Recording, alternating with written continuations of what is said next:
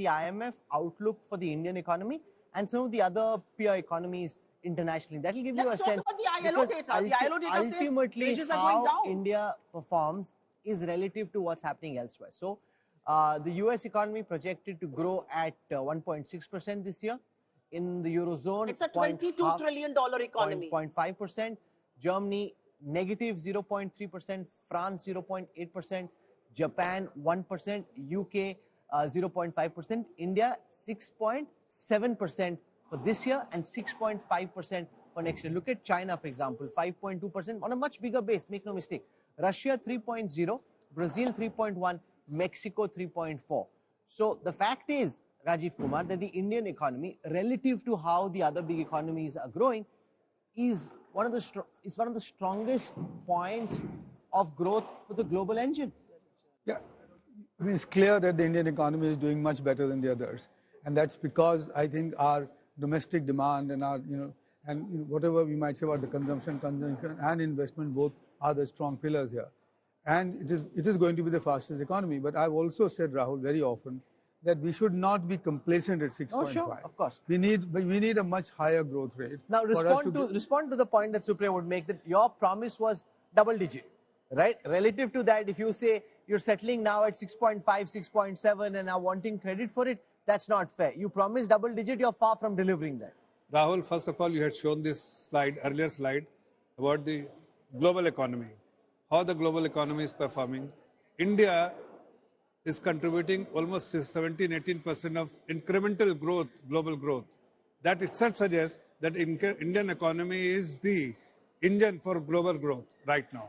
Secondly, before pandemic, we definitely have expectations, but we had seen 2 wars, we have seen pandemic, yet our economy is much better than compared to any other economy in the world. Secondly, what is more important, in terms of the expectation and exuberance and people's expectation from the government, I think this is the best ever time in the history of independent India where people have confidence in the government, people have confidence in the leadership, people have confidence from the party who can deliver to their expectation, and their welfare scheme is being run. They are the beneficiary of the welfare scheme, and they feel that there is a government who can deliver to their door everything what has been promised by them are not being delivered, but now has been delivered to them. Just stop. Let me just complete. I have never interrupted you. So people's expectation. That's why we say no.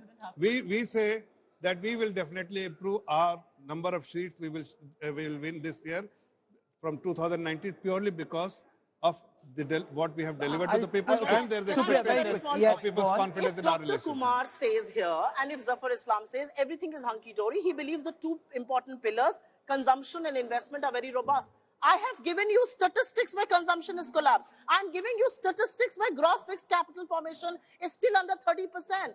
So, I mean, which numbers are you basing your optimism on? Which numbers are you basing your arguments on? Because there certainly seem to be a number that either it is not being tracked or a number that is not in the public domain. So, with all due respect to your economic prowess and to his political prowess right here. Consumption as percentage of GDP was 58%, 58.2 in the pre-pandemic years. Is now gone up to 62. It's increased. You see the data. Sir, the pace of growth. There is a reason why rural wages are going down.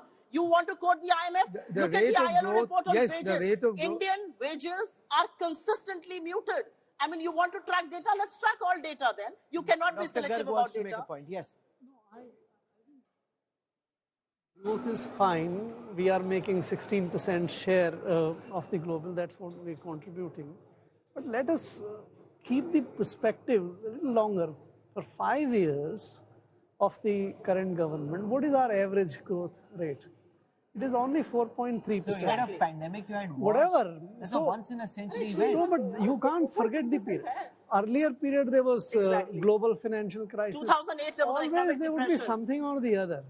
But we shouldn't be blind-sighted by an year or 2 years performance, because that is where we need to go a long haul. We don't have a short period. This crisis to hoti rehti hai.